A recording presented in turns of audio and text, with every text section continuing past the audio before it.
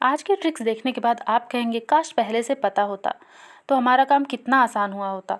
तो friends, welcome back to Shweta kitchen and tips. रोज़ के मुश्किल कामों के लिए लेकर आ गई हूँ बहुत ही खास ट्रिक। वीडियो छोटी है लेकिन बहुत ही यूज़फुल है, पूरा देखिएगा। यहाँ पर देखिए, सबसे पहली जो ट्रिक है वो है अदरक को लेके। अदरक हम सभी लाते हैं घर में, लेकिन आपने देखा होगा अभी जो बारिश का मौसम है उसमें ऐसे अदरक मिलते हैं जो कि बहुत चिकने होते हैं, या फिर आप उसे घर में ला कर रखते हैं तो आपने देखा होगा कई बार वो गल जाते हैं।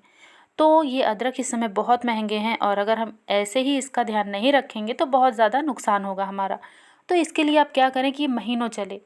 आपको क्या करना है, अदरक लाने के बाद आपको उसे स्टोर करने के लिए आपको इस तरीके से प्लास्टिक का कोई भी कंटेनर ले लेना है। तो यहाँ पे मेरे पास ये बॉक्स था तो मैंने ये लिया है। और आपको कोई मोटा टॉवेल टाइप का कपड़ा लेना है, जैसे कि किचन टॉवेल हो गया, वो थोड़ी मोटी, या फिर हैंकी हो गई, वो आप ले सकते हैं जो आप यूज़ नहीं करते हैं। अदरक को टुकड़ों में तोड़ना है, बहुत छोटे टुकड़ों में नहीं तोड़ना है, इस बात का आपको ध्यान रखना है। जितना आसानी से डिब्बे में आ जाए उतना ही, और बस इसको अच्छे से कवर कर देना है। अब देखिए, बारिश के मौसम में अगर आप इस तरीके से कवर करके रखते हैं तो जैसे कि लाइट चली गई, या फिर कई बार ऐसा होता है कि फ्रिज में बहुत ज़्यादा नमी आ जाती है जिसकी वजह से ये पानी पाके गलने लगता है।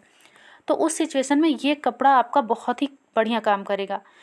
इस कपड़े में जब बहुत ज़्यादा नमी आ जाए तो कपड़े को निकाल के आप दूसरा कपड़ा लगा दीजिए और फिर से इसी तरीके से इसे रख दीजिए।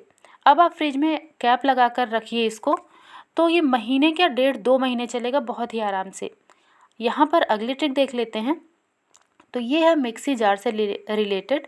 तो हम सभी मसाले पीसते हैं, दाल पीसते हैं, कुछ भी पीसते हैं, हमें मिक्सी जार यूज़ में लेना ही होता है। जार तो अच्छा है।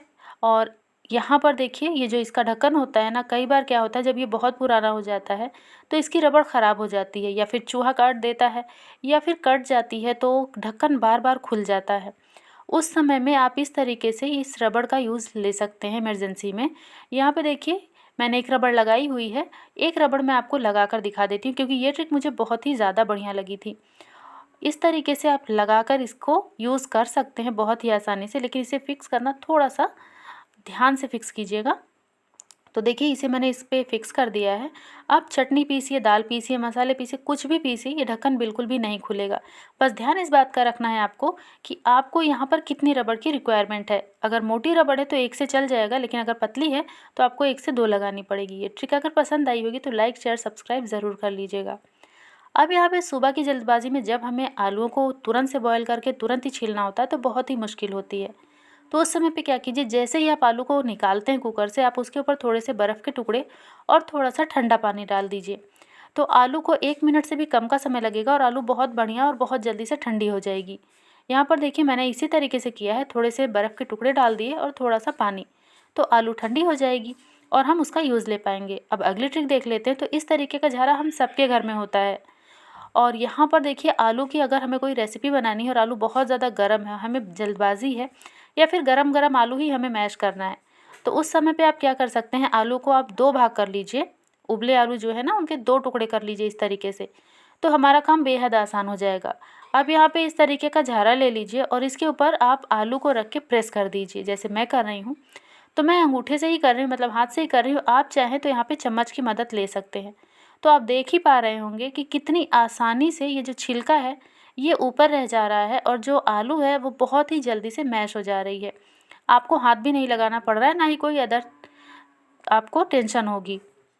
यहाँ पे देखिए, इस तरीके से आप 1 किलो आलू, 2 किलो आलू, या फिर बहुत ज़्यादा मात्रा में या फिर बहुत कम, जैसे भी आपको ज़रूरत हो, आप आलू को फटाफट से बिना छीले आप इसे मैश कर सकते हैं और आपका टाइम भी बच जाएगा। और अगर आलू गर्म है तो उससे आपका हाथ भी नहीं जलेगा।